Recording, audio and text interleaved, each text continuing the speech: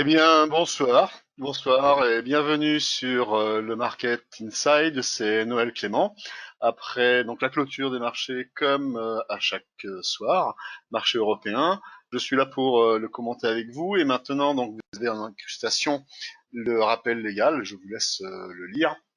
C'est ce qui me permet aussi de pouvoir également donc vous parler un petit peu de comment se passent les informations diffusées au cours de la journée par XTB et toute son équipe, notamment donc avec le Market Insight présentement, le Good Morning Market de 9h15 de Reda Boutica. Actuellement donc il y a donc un simple petit problème de support technique, hein, et donc il va être résolu très rapidement et donc vous allez avoir le plaisir de le retrouver très très bientôt. D'ailleurs, il vous salue et nous avons également le live trading qui lui donc se déroule tous les jours à 15h15 et tantôt donc c'est Reda et tantôt moi et donc aujourd'hui nous avons justement parlé de plusieurs choses et je vais vous en faire part si vous voulez bien tout à l'heure. Nous sommes aujourd'hui lundi 27 avril et nous nous retrouverons donc demain, mardi, et nous parlerons aujourd'hui, donc c'était une surprise, et justement donc nous verrons donc pour parler du suivi du VIX que vous avez là. On en avait parlé justement vendredi. Vous pouvez regarder le Market Inside de vendredi 24, justement pour comparer donc ce qui était proposé. On parlera du Nasdaq 100 après et un comparatif entre indices. C'est également quelque chose que l'on a vu donc tout à l'heure avec les clients d'XTB dans le live trading. Donc ça peut vous intéresser. Euh, Demain, on parlera du CAC 40, du nickel et également de l'euro USD. Alors aujourd'hui, les statistiques étaient relativement faibles, pour ne pas dire inexistantes. Il y a donc des attentes de la part des banques centrales dans les prochains jours, et aussi notamment donc vis-à-vis du Japon, il y a des rumeurs de rachat d'actifs ou de mesures non conventionnelles. Donc bon, on verra donc demain justement comment ça va se passer. Et également, pour ce qui concerne l'ambiance actuelle, elle est surtout portée par le fait que le déconfinement est dans tous les esprits, est à l'ordre du jour, et le marché est essentiellement porté donc par cela.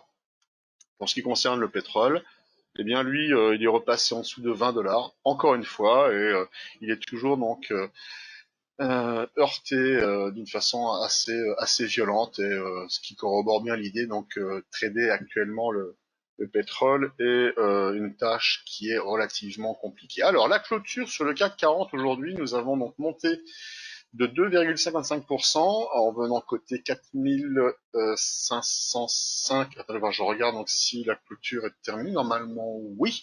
Donc 4505,26 plus 2,55. Et vous avez le DAX qui lui donc monte de 3,13% en clôturant au-dessus de 10 500 à 10 659,99. Donc pour ce qui concerne le VIX, l'idée que je vous proposais était donc de voir donc un plus bas, un creux, qui a été fait donc sur le VIX en tant que tel, qui est euh, euh, calculé au Chicago Board of Exchange, Option Exchange. Et donc vous avez un creux qui est également sur le VIX CFD, qui est proposé par XTB, qui permet donc justement de surfer sur les différents contrats à terme, et ce qui nous permet donc de vous offrir un service en continu. Et ce qui est intéressant de voir, c'est que le fameux creux plus bas vient d'être fait. Nous avons bien donc un double creux ici, et on peut commencer donc déjà donc à travailler sur l'idée que cette zone-là donc est une zone de ligne de cours. Alors bien sûr, il ne faut pas que le VIX descende encore plus bas, parce que du coup donc cette hypothèse-là donc aurait du plomb dans l'aile. Et concernant donc ce fameux biseau qui a été cassé à la hausse, eh bien il a bien été cassé et nous revenons bien, comme ça vous était donc proposé, sur cette oblique qui, elle, a changé de polarité, était donc une résistance, et devient maintenant un support. Moi j'appelle ça revenir sur son fantôme pour venir prendre un appui. Et justement, je vais changer donc d'écran pour directement passer sur le Volix en H4. Et donc en H4, c'est justement l'idée qui était sous-tendue justement vendredi, qui imaginait donc de voir donc à nouveau un biseau inscrit donc à la suite d'un grand biseau descendant, donc qui est, je vous rappelle, à connotation haussière. Et il se trouve que ce biseau, il se trouve qu'il est actuellement donc en train de se former sous nos yeux. Bon. L'intérêt aussi, c'est de pouvoir trouver maintenant donc des divergences haussières, puisqu'on peut voir maintenant que le point ici est bien plus bas que celui-ci. On est d'accord. Et auquel cas, donc, si je devais donc tracer avec ce trait noir, ici, c'est que ça met bien en évidence donc une pente baissière. Et lorsque l'on regarde avec maintenant donc les oscillateurs que vous avez donc en dessous, eh bien ces oscillateurs nous montrent quoi? Ils nous montrent que sur le MACD, et donc là j'ai mis en évidence le niveau qu'il avait au plus bas, à moins 4,79 à peu près, hein. Eh bien, lorsque nous étions donc sur un point bas sur le VIX à cet endroit-là, nous avions donc un MACD qui était à moins 4,79. Et maintenant que, alors qu'on était donc sur le VIX, donc environ donc, aux alentours des 40, hein, maintenant que nous sommes donc à 33, c'est-à-dire ici, eh bien, nous avons actuellement un MACD qui n'est pas à moins 4, mais qui est aux alentours des moins 1. Donc on est bien d'accord, on est bien en divergence haussière. Et bien ça, donc, c'est un des premiers éléments donc, qui nous permet donc, de nous dire que là, actuellement, sur le VIX, nous avons une possibilité donc, de hausse future. On ne connaît bien sûr pas la date, ni l'amplitude, mais il y a un élément qui nous permet de dire que là, nous avons donc une possibilité haussière qui est également étayée par la sortie justement donc de ce biseau descendant à connotation haussière. Ce double creux que l'on a pu voir donc sur la partie daily et sur la partie H4 maintenant. Et on peut également ajouter un autre indice. Quand je dis indice, j'ai envie de dire en tant qu'enquêteur, c'est un peu d'ailleurs la boutade qui avait été proposée tout à l'heure donc sur le marketing, sur le live trading, pardon.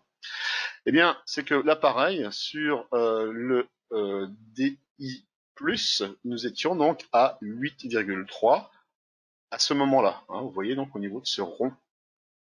Et actuellement, alors que les prix donc sont plus bas, on l'a vu tout à l'heure, eh bien, nous n'avons pas donc un DI+ qui se trouve à 8,3, mais il se situe à environ 11. Donc, on a aussi donc une divergence haussière. Et même si actuellement nous avons un ADX qui est en train donc de tenter de passer au-dessus de 25, qui est donc le niveau qui est réputé être en tendance, eh bien, on peut commencer donc à observer les affaiblissements de cette baisse sur le VIX qui pourrait également donc corroborer l'idée d'un affaiblissement dans la hausse. Alors justement, on parlait de la hausse, eh bien on va directement aller sur le Nasdaq 100. Alors le Nasdaq 100, donc son indice de volatilité implicite n'est pas le VIX, mais le VXN. Le VIX, lui, est calculé sur le S&P 500. Mais l'idée donc qui avait été proposée, d'ailleurs, je vous inviterai à regarder si vous voulez donc le Market Insight du 13 avril. On parlait du DAX, si ma mémoire est bonne, mais tout ce qui avait été proposé donc se trouve, j'irais correspondre donc au scénario qui avait été imaginé. Et actuellement donc les prix sont en train donc de nous donner donc des éléments que l'on peut donc continuer donc à exploiter. C'est lesquels? Eh bien, ce sont donc déjà le fait d'avoir eu donc cette fameuse vague A, B et C. La vague C, on aurait pu donc très bien imaginer ici. Pour ma part, j'aurais plutôt envie donc de l'imaginer donc forcément plus haut, mais plutôt de ce côté-là. Et l'idée aussi, c'était de venir casser donc ce biseau ascendant qui est commun à tous les indices et de revenir donc par-dessous sous forme d'un backtest, mais non plus un backtest donc fait sur une horizontale, c'est-à-dire sur un support ou une résistance statique, mais plutôt sur une oblique. Donc ce qui fait qu'on pourrait très bien donc, alors qu'on a cassé à la baisse, qui est donc un signal baissier, eh bien on peut très bien donc battre le record donc depuis cette hausse de mars. Eh bien, on peut très bien donc battre ce record-là. Et on rentrerait dans une configuration identique au VIX, mais à l'inverse. C'est-à-dire qu'on aurait des divergences baissières, par exemple sur DI+, et ici des divergences baissières, par exemple sur MACD, avec donc des prix qui seraient donc dans une zone qui pourrait être dans cette zone-là. Donc des prix qui pourraient venir se cogner donc sur cette oblique qui a été cassée, certes, et qui pourraient donc se trouver donc à cet endroit-là, juste en dessous du gap baissier qui avait été fait donc aux alentours, donc c'était au mois de février, donc précisément donc pour le Nasdaq 100, donc c'était le 24 février. Et donc d'arriver donc ici et de faire cette fameuse hausse ultime. Donc on vérifiera ça. Ici vous avez donc du H4 et donc on regardera donc si ça fonctionne. Et la dernière chose que je voudrais voir avec vous donc rapidement, eh bien c'est justement donc le UK 100, donc l'indice du Royaume-Uni. Donc je vous avais fait part de l'idée que c'était un indice qui était très faible.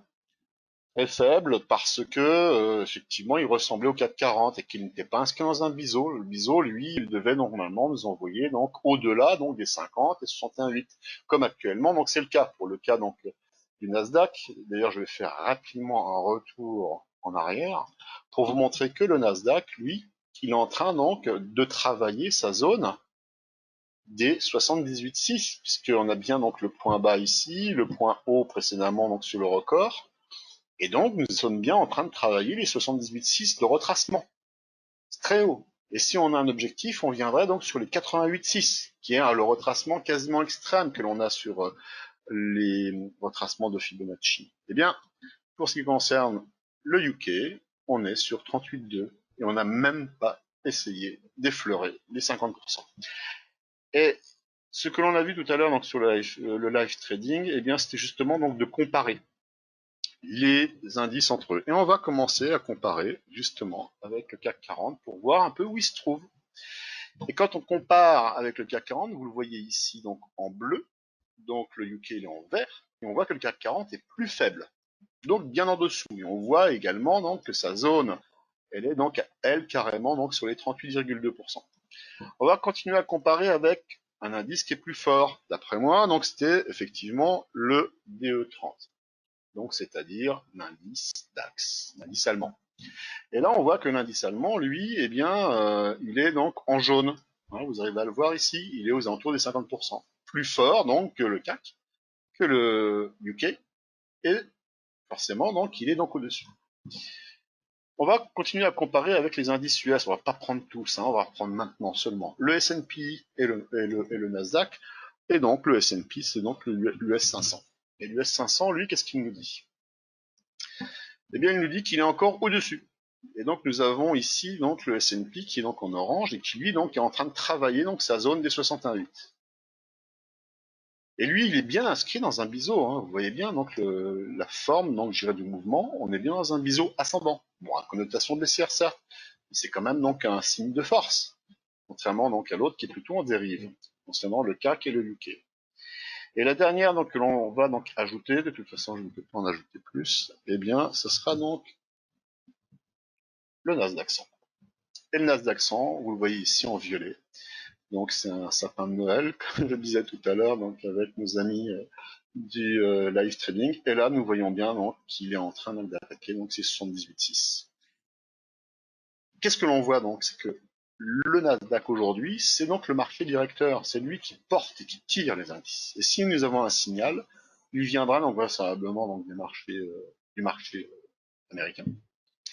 Du Nasdaq ou du S&P. Mais en aucun cas, donc, ça ne viendra donc du UK ou du CAC 40. Eux seront suiveurs, alors que eux seront leaders.